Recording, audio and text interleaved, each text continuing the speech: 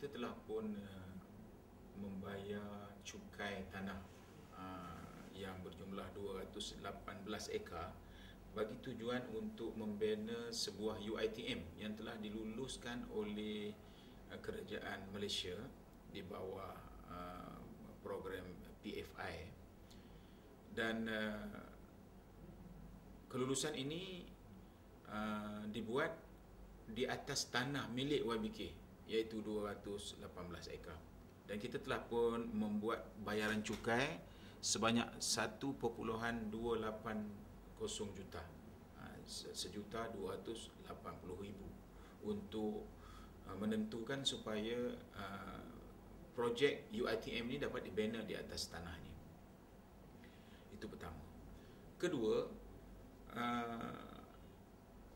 ada 4 lot tanah lagi yang berjumlah 800 ekar oleh kerana YBK mempunyai areas yang tertangguh di mana tanah ini belum mendapat apa-apa hasil, maka cukai tertangguh itu telah berjumlah hingga ke 5.7 juta bagi 800 ekar ini. Dan borang 6A telah dikeluarkan oleh kerajaan negeri menuntut bayaran cukai. Dan sehingga masanya tamat pada 29 hari bulan 1 tahun 2010, sekiranya YBK tidak boleh membayar, maka tanah ini akan dilucutkan hak, diambil balik ataupun dirampas oleh kerajaan negeri. Dalam kesempatan itu, Yayasan Melaka telah datang membantu untuk melunaskan bayaran cukai tanah YBK ini, iaitu Yayasan Melaka dengan Yayasan Basmi Kepimpinan adalah kaitan yayasan dengan yayasan. Dan Yayasan Melaka telah membuat bayaran 5.7 juta. Itu dua isu.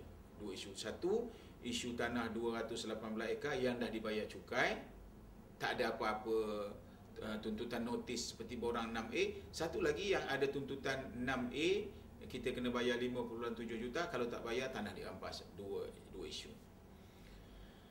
Dan pada masa yang sama, Yayasan Basmi Kemiskinan telah pun memohon kepada kerajaan negeri untuk mendapatkan kelulusan development order bagi pembinaan UiTM di atas tanah 218 ekar tadi. Kerajaan negeri telah tidak meluluskan permohonan YBK ini, bahkan telah menghantar satu surat kepada Yayasan Basmi Kemiskinan memberikan syarat. Syarat yang telah ditentukan oleh kerajaan negeri ialah, pertama sekali, saya sebagai pengerusi Yayasan Basmi Kemiskinan mestilah melepaskan jawatan tersebut. Satu. Kedua, 3 lagi daripada wakil kerajaan negeri, 2 esko, seorang pegawai kerajaan akan dilantik duduk di dalam ahli pemegang amanah yayasan ini. Dan yayasan ini mempunyai 6 orang pemegang amanah, dan pengerusi dari Menteri Besar, 3 orang daripada esko dan kerajaan negeri, maka tinggallah 2 lagi yang yayasan punya. Jadi kita nampak bahawa tadinya dia ingin nak merampas tanah. Sekarang ini oleh kerana barangkali dilihatnya YBK lihat untuk tak dapat dibenarkan untuk pembinaan itu, maka dia telah membuat satu tindakan lain, iaitu nak merampas pula Yayasan Basmi Kemiskinan. Dengan merampas Yayasan Basmi Kemiskinan, segala tanah dan harta yayasan ini akan jadi milik kepada kumpulan ini.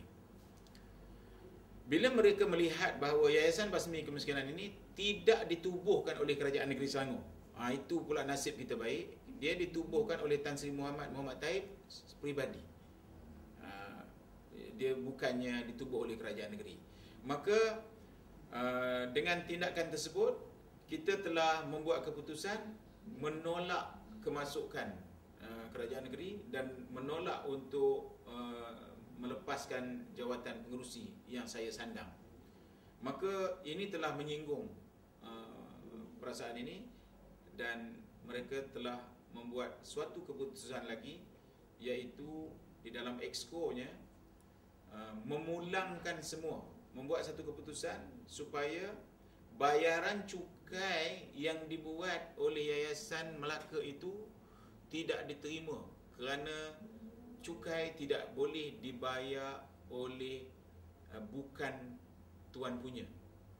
Jadi Yayasan Melaka dianggap orang lain, tak boleh membayarkan cukai bagi pihak Yayasan Basuh Kemiskinan. Satu.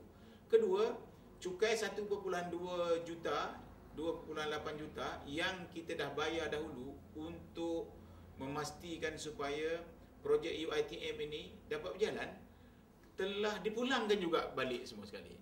Jadi selepas mesyuarat seminggu kemudian, cek telah dipulangkan semula kepada Yayasan Basuh Kemiskinan oleh pegawai daerah Hulu Selangor, pegawai tadbir tanah daerah Hulu Selangor, dengan notanya berbunyi, saya diarah oleh Exco kerajaan, oleh mesyuarat kerajaan negeri untuk memulangkan semula duit yayasan.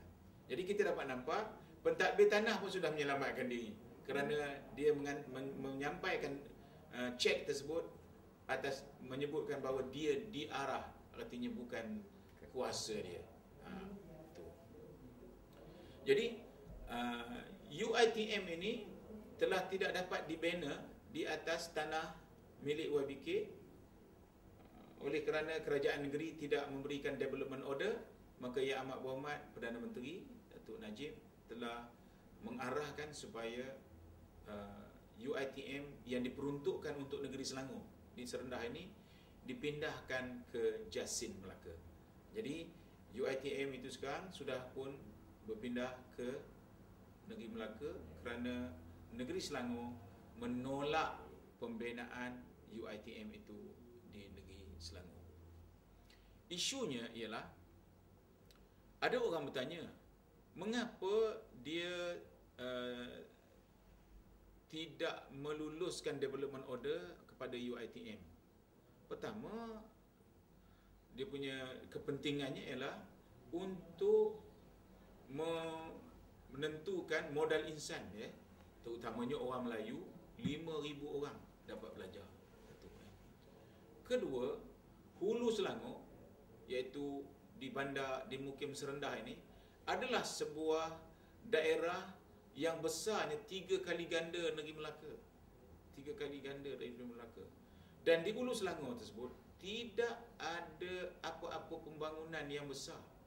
Dan untuk membangunkan Hulu Selangor mesti ada dimulakan, dan universiti ini adalah merupakan peluang yang akan diperolehi oleh Hulu Selangor untuk membangun.